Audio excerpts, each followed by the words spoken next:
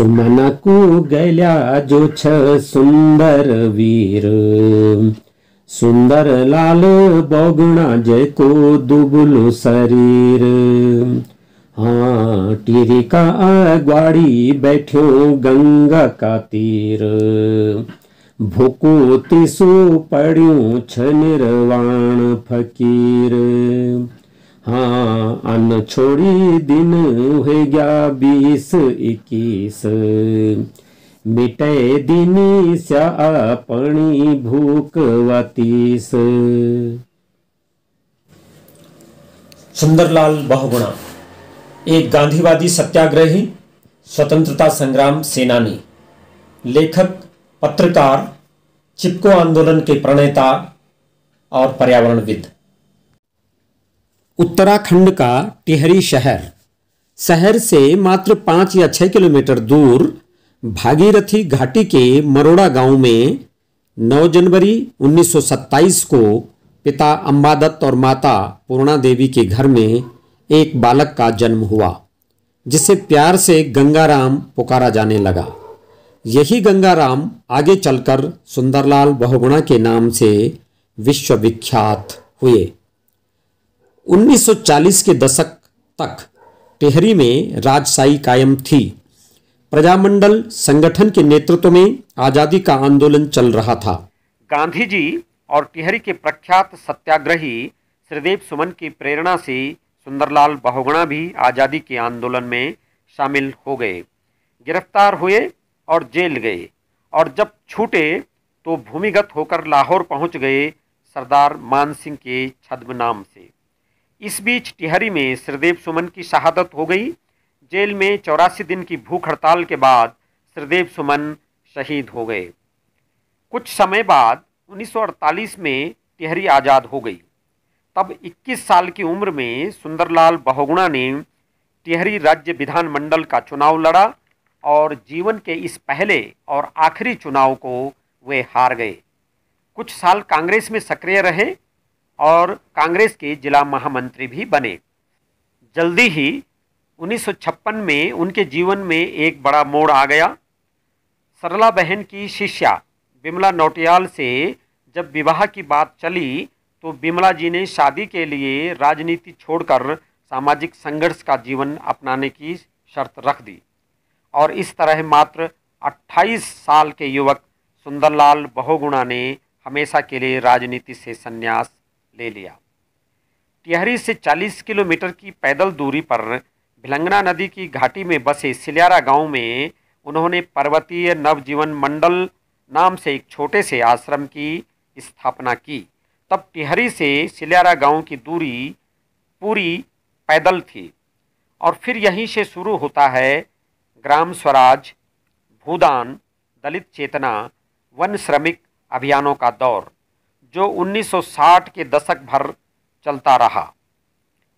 पत्नी बिमला जी साये की तरह नहीं बल्कि सहयोगी की तरह है उनके हर संघर्ष, हर आंदोलन में भागीदार रही। 1960 के दशक में ही शराबबंदी को लेकर उत्तराखंड में बड़ा आंदोलन चल पड़ा।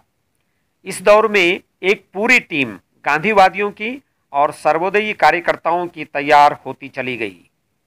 इस टीम ने आगे कई दशकों तक उत्तराखंड के विभिन्न जन आंदोलनों में सशक्त भागीदारी निभाई। 1971 में उत्तराखंड के सीमांत जिलों में शराबबंदी लागू करने को सरकार को मजबूर होना पड़ा। बहुगुणा ने शराबबंदी आंदोलन के दौरान उपवास किया और जेल यात्रा भी करनी पड़ी। 1971-72 में उत्तराखंड का वन आंदोलन चिपको के नए नाम से उभरने लगा था। 1973 में सुंदरलाल बहुगुणा और उनके अन्य तमाम साथियों ने उत्तराखंड की लंबी पदयात्रा की। 120 दिन तक निरंतर पैदल चले, पहाड़ के गांव, जंगल घूमे, महिलाओं और युवकों से बातचीत की। 1970 के दशक में चिपको आंदोलन के दौरान पहले उत्तरकाशी में और फिर बडियारगढ़ में 2 बार बहुगुणा जी उपवास पर बैठे, जेल भी गए। कुछ स्थानों पर चिपको की सीधी कार्यवाही के बाद 1980 के दौरान पर्वतीय क्षेत्र में 1000 मीटर से अधिक ऊंचाई पर व्यावसायिक वन कटान पर सरकार को प्रतिबंध लगाने के लिए मजबूर होना पड़ा। सुंदरलाल बहुगुणा की प्रेरणा से शराबबंदी और फिर चिपको आंदोलन में सैकड़ों महिलाएं और युवक शामिल होते चले गए। 1981 से 83 के दौरान सुंदरलाल बहुगुणा और उनकी टीम के कुछ साथियों ने हिमालय की लंबी पद यात्रा की योजना बनाई। कश्मीर से कोहिमा तक की हिमालयी पद यात्रा 3000 किलोमीटर लंबी पद यात्रा कश्मीर से प्रारंभ होती है और हिमाचल, उत्तराखंड से लेकर नेपाल होते हुए पूर्वोत्तर के राज्यों में पहुंचती है और कोहिमा में जाकर समाप्त होती है। हिमालय की पदयात्रा से वे लौटे ही थे। उसके अनुभव और संस्मरणों का दस्तावेजीकरण चल ही रहा था कि टिहरी से उन्हें एक संदेश मिला टिहरी बांध विरोधी आंदोलन का नेतृत्व करने के लिए। 1980 के दशक में टिहरी बांध का आंदोलन तेज हो चुका था। शुरू में नेतृत्व टिहरी बांध विरोधी संघर्ष समिति के हाथ में था, लेकिन बहुगुणा के हिमालय के अनुभवों को देखते हुए उन्हें आंदोलन का नेतृत्व करने के लिए आमंत्रित किया गया। सुंदरलाल बहुगुणा टिहरी पहुँचे, बांध विरोधी आंदोलन के कार्यकर्ताओं से बात की और फिर दशक भर लंबे बांध विरोधी आंदोलन की रणनीति बनी। इसके बाद पूरे आंदोलन का नेतृत्व निश्चित रूप से उनके हाथों में आया। 1.5 दशक तक वे टिहरी में डटे रहे। जिस जगह 1.5 दशक तक वे डटे रहे उस जगह का नाम गंगा हिमालय कुटी पड़ा। यहीं पर 4 बड़े और लंबे उपवास और 3 बार उनकी गिरफ्तारियां हुई, जेल यात्राएं हुई। इसी दौरान आंदोलन का प्रमुख नारा था, योजनाकारों होश में आओ, छोटे छोटे बांध बनाओ। और फिर इसी दौरान सन 1992 में टिहरी में हिमालय बचाओ आंदोलन का वह घोषणा पत्र तैयार हुआ जिसे सुंदरलाल बहुगुणा ने 1995 में अपना वसीयतनामा घोषित कर दिया। टिहरी बांध का आंदोलन वर्ष 2003 तक चलता रहा, लेकिन बांध निर्माण नहीं रुका। हालांकि बहुगुणा के संघर्ष का नतीजा यह तो हुआ ही कि पर्यावरण और पुनर्वास के सवालों को सरकारों ने कुछ ज़्यादा गंभीरता से लेना शुरू किया। हिमालय और गंगा के पर्यावरण की ओर देश और दुनिया का ध्यान आकृष्ट करने में तो सफल ही रहा यह गंगा पुत्र।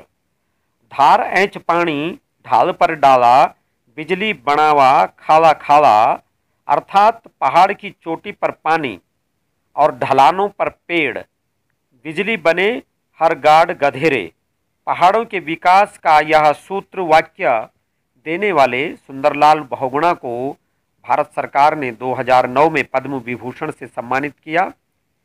अंतर्राष्ट्रीय राइट लाइवलीहुड और राष्ट्रीय स्तर पर जमनालाल बजाज सम्मान भी उन्हें पहले ही मिल चुके थे। कई दशकों तक चले तमाम जन आंदोलनों के दौरान उनके सहयोगी और लोक कवि घनश्याम सैलानी ने अनेक गीतों की रचना की, जिनमें एक गीत की कुछ पंक्तियां इस तरह से हैं।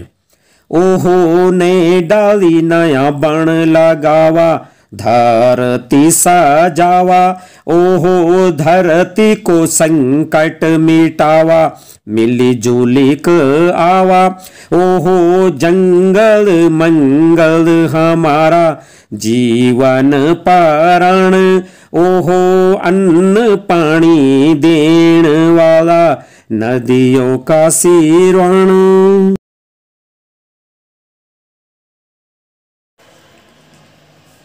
टिहरी में 1992 में बहुगुणा जी के उपवास स्थल पर ही गंगा हिमालय कुटी में हिमालय बचाओ आंदोलन का घोषणा पत्र तैयार हुआ था। इस घोषणा पत्र को ही उन्होंने 3 साल बाद अपना वसीयतनामा घोषित किया था। हिमालय बचाओ आंदोलन के घोषणा पत्र की भूमिका कुछ इस तरह से थी। आक्रमण विकास नीति ने हिमालय में प्रकृति एवं मानव दोनों के लिए जिंदा रहने का संकट पैदा कर दिया है। इससे न केवल इस क्षेत्र में रहने वाले ही त्रस्त हैं, बल्कि इससे भी 10 गुने लोगों पर हिमालय की तबाही का विनाशकारी प्रभाव बाढ़, भूक्षरण और सूखे के रूप में पड़ रहा है। यह महान पर्वत कई देशों की सीमाओं को छूता है और एक बड़े भूभाग की जलवायु का नियमन करता है। भौतिक समृद्धि के स्रोत के अलावा यह सांस्कृतिक प्रेरणा एवं भावनात्मक एकता का प्रतीक भी है। यह घोषणा पत्र 4 पृष्ठों में है। 3 वर्ष बाद जब उन्होंने अपने एक लेख में इस घोषणा पत्र को अपना वसीयतनामा घोषित किया तो उन्हीं की हैंडराइटिंग में उनका एक दस्तावेज मेरे पास है। मैं उसका एक पैराग्राफ पढ़ लेता हूं। मैंने यह अनुरोध किया था कि टिहरी बांध की समस्या को अलगाव में नहीं देखा जाना चाहिए, बल्कि इसे हिमालय को बचाने की बड़ी समस्या के संदर्भ में देखा जाए, जिसके लिए हिमालय बचाओ आंदोलन ने एक घोषणा पत्र, मेरा अंतिम वसीयतनामा तैयार किया है। हमने सर्वानुमति से राष्ट्रीय सहमति के आधार पर एक ऐसी हिमालय नीति बनाने का निवेदन किया है जिसमें संरक्षण एवं जल, जंगल और जमीन के संसाधनों का राष्ट्रीय हित में क्षेत्रीय विकास के लिए उपयोग करने को सर्वोच्च प्राथमिकता दी जाए।